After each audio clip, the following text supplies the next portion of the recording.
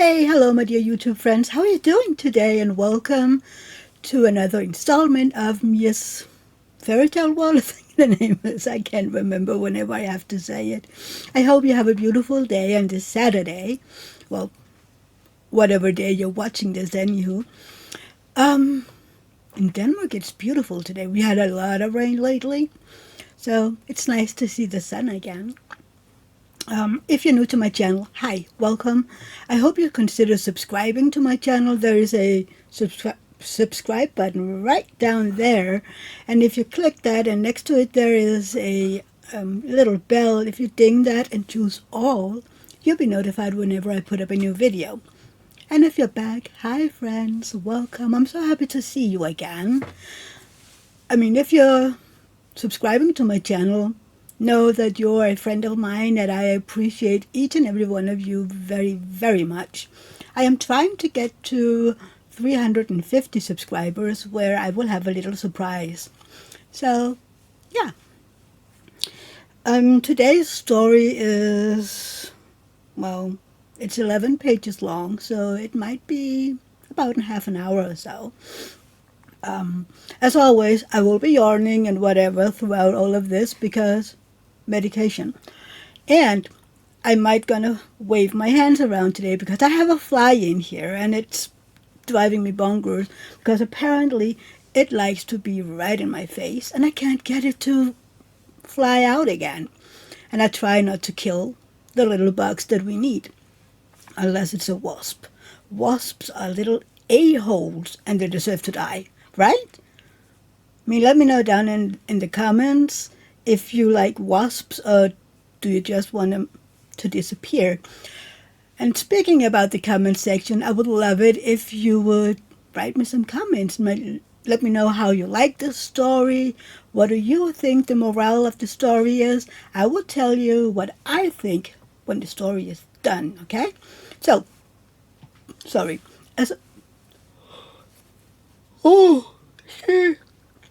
I'm tired. I'm fatigued. I don't know what's going on. As always, I'm going to be looking down on my phone because that's where it is. So, enjoy. This story is called Jack the Dullard, an old story told anew. Far in the interior of the country lay an old baronial hall, and in it lived an old proprietor who had two sons, which two young men thought themselves too clever by half. They wanted to go out and woo the king's daughter, for the maiden in question had publicly announced that she would choose for her husband that youth who could arrange his words best. So these two geniuses prepared themselves a full week for the wooing. This was the longest time that could be granted them, but it was enough, for they had had much preparatory information, and everybody knows how useful that is. One of them knew the whole Latin dictionary by heart, and 3 whole years of the daily paper in the little town into the bargain, and so well included that he could repeat it all either backwards or forwards, just as he chose. The other was deeply read in corporation laws and knew by heart what every corporation ought to know, and accordingly he thought he could talk of affairs of state and put his spoke in the wheel in the council. And he knew one thing more. He could embroider suspenders with roses and other flowers, and with arabesques, for he was tasty light-fingered fellow. I shall win the princess, so cried both of them. Therefore their old papa gave each of them a handsome horse. The youth who knew the dictionary and newspapers by heart had a black horse, and he who knew all about the corporation laws received a milk-white steed. Then they rubbed the corners of their mouths with fish oil so that they might become very smooth and glib. All the servants stood before in the courtyard and looked on while they mounted the horses, and just by chance the third son came up, for the proprietor had really 3 sons, though nobody counted the third with his third with his brothers, because he was not so learned as they, and indeed he was generally known as Jack the Dullard. "Hello," said Jack the Dullard. "Where are you going? I declare you have put on your Sunday clothes." "We're going to the king's court, as suitors to the king's daughter. Don't you know the announcement that has been made all through the country?" And they told him all about it. "My word! I'll be in it too," cried Jack the Dullard, and his two brothers burst out laughing at him and rode away. "Father, dear," said Jack, "I must have a horse too. I do feel so desperately inclined to marry. If she accepts me, she accepts me, and if she won't have me, I'll have her, but she shall be mine." Stupid fly.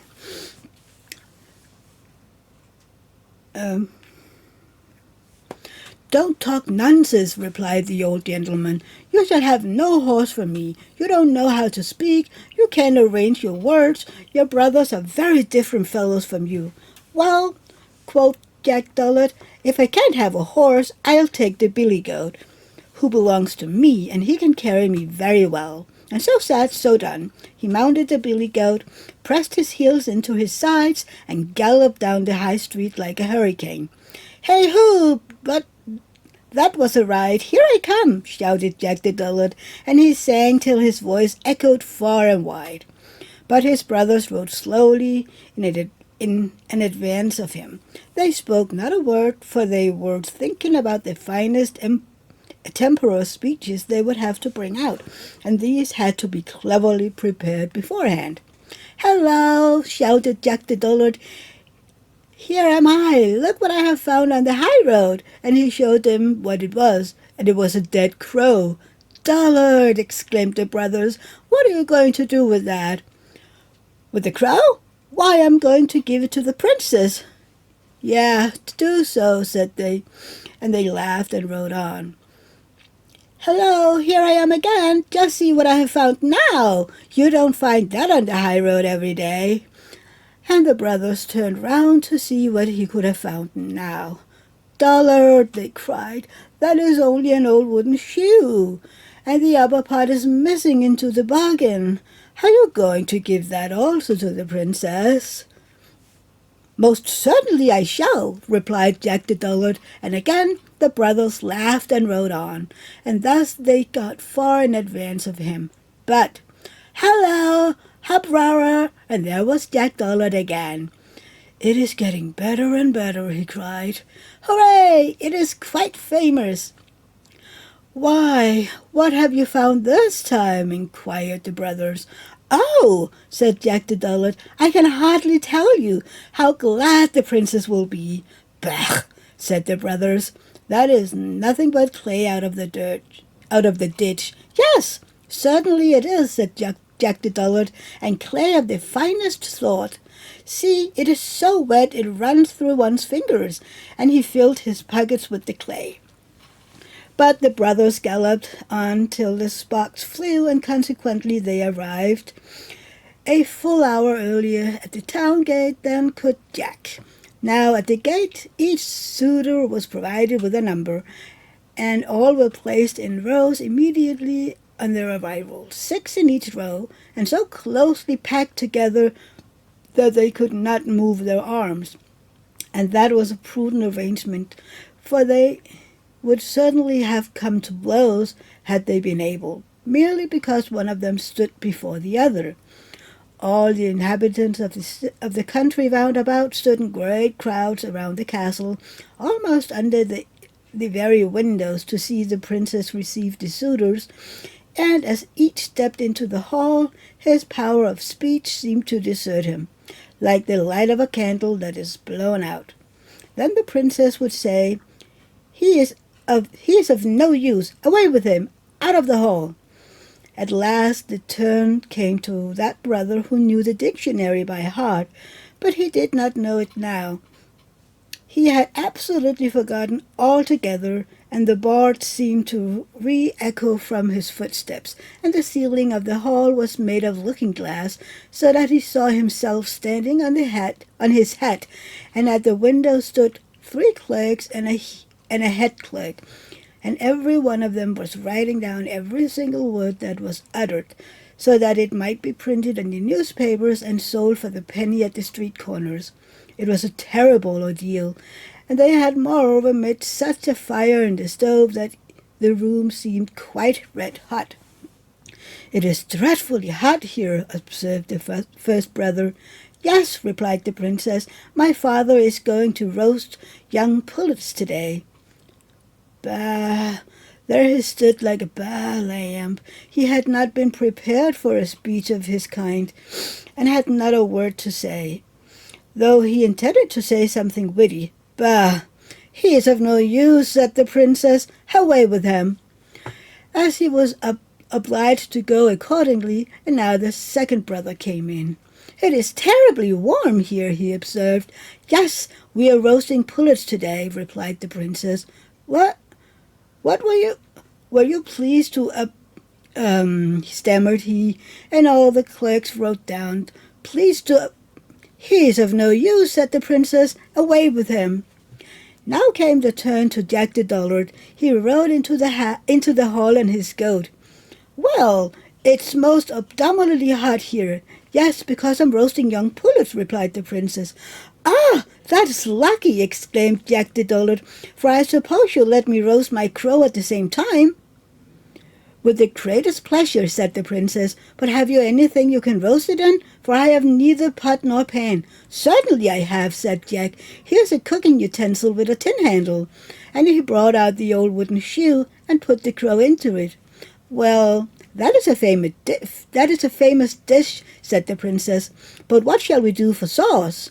"Oh, I have that in my pocket," said Jack. "I have so much of it that I can afford to throw some away," and he poured some of the clay out of his pocket.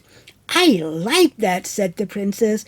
You can give an answer, and you have something to say for yourself, and so you shall be my husband.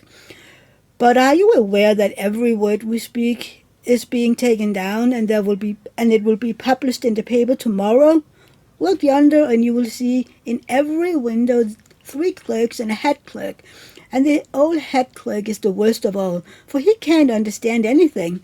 But she only said this to frighten Jack the Dullard, and the clerks gave a great crow of delight, and each one spurted a blood out of his pen onto the floor. "Oh, those are the gentlemen, aren't they?" said Jack. "Then I will give the best I have to the head clerk." And he turned out his pockets and flung the wet clay full in the head clerk's face. "That was very cleverly done," observed the princess. "I could not have done that, but I shall learn in time." And accordingly Jack the Dullard was made a king, and received a crown and a wife, and sat upon the throne. And this report we have wet from the press of the head clerk and the Corporation of Printers, but they are not to be depended upon in the least. That's the story. I know the original story, and I don't know. I like this one too. So, what do you think? What do you think the morale is this time? I mean, in my head, it's not to underestimate anybody. I mean, even the smartest one can be the dumbest one, if you know what I mean. And the one who everybody believes to be the least clever one will often be the one who wins everything. Something like that. So don't forget to write down below what you think. I love to read what you all think about these stories, because sometimes you agree and sometimes you don't, and then, yeah, I like that. So yeah, this will be the story for today, and before you head out, don't forget to give me some thumbs up. They do help with all the YouTube algorithms. I have no idea how they work, but they do. And again, if you aren't already subscribed, please consider doing so down there. And yeah, this is it for today. Bye everybody. See you in my next video. Love you.